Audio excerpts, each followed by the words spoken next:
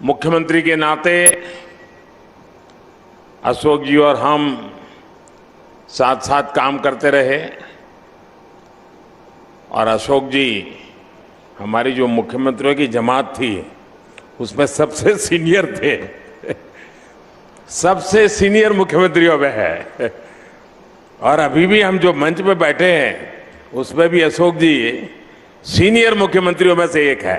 नरेंद्र मोदी जी उस देश के प्रधानमंत्री हैं जो हमारे मुल्क में आए हैं, जो गांधी का देश है, जहां लोकतंत्र की जड़ें मजबूत है, गहरी है। 70 साल के बाद में वहाँ लोकतंत्र जिंदा रहा है। ये दुनिया को एहसास होता है तो उनको गर्व होता है कि उन देश का प्रधानमंत्री मोदी जी हमारे मुल्क में आ रहे हैं। कार्यक्रम बीजेपी का मंच पर मोदी और गहलोत का साथ। कल तक एक दूसरे को कोसने वाले दो नेता आज एक दूसरे की तारीफों के पुल बांध रहे हैं। मुख्यमंत्री के नाते अशोक जी और हम साथ साथ काम करते रहे और अशोक जी हमारी जो मुख्यमंत्रियों की जमात थी उसमें सबसे सीनियर थे।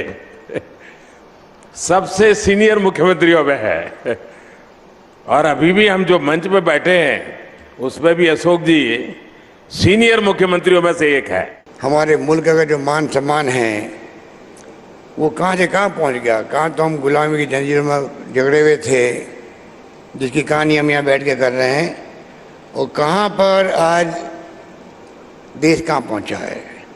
प्रधानमंत्री मोदी जी जाते हैं दुनिया के मुल्कों में तो कितना सम्मान मिलता है इनको। क्यों मिलता है? क्योंकि नरेंद्र मोदी जी उस देश के प्रधानमंत्री हैं। नरेंद्र मोदी जी उस देश के प्रधानमंत्री हैं जो हमारे मुल्क में आए हैं, जो गांधी का देश है, जहाँ लोकतंत्र की जड़ें मजबूत है, गहरी है।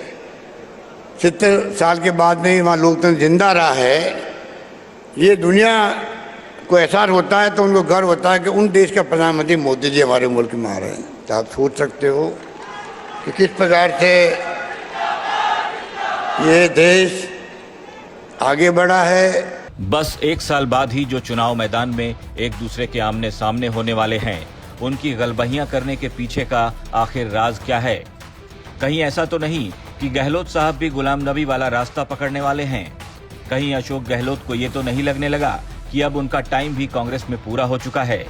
राजनीति में कुछ भी संभव हो सकता है। कौन सा नेता कब किधर चला जाए, इसका अंदाजा लगाना ज्योतिषियों के भी बस के बाहर की बात है। प्रधानमंत्री जी ने कल जो बयान दिए, जो पढ़ाइयाँ करी, मैं समझता हूँ बड़ा दिलचस्प एक घटनाक्रम है, क्योंकि इसी प्रकार प्रधानमंत्री जी ने सदन के अंदर गुलाम नबी आज़ाद साहब की पढ़ाइयाँ करी थी और उसके बाद क्या घटनाक्रम पैदा हुआ हम सब ने देखा है।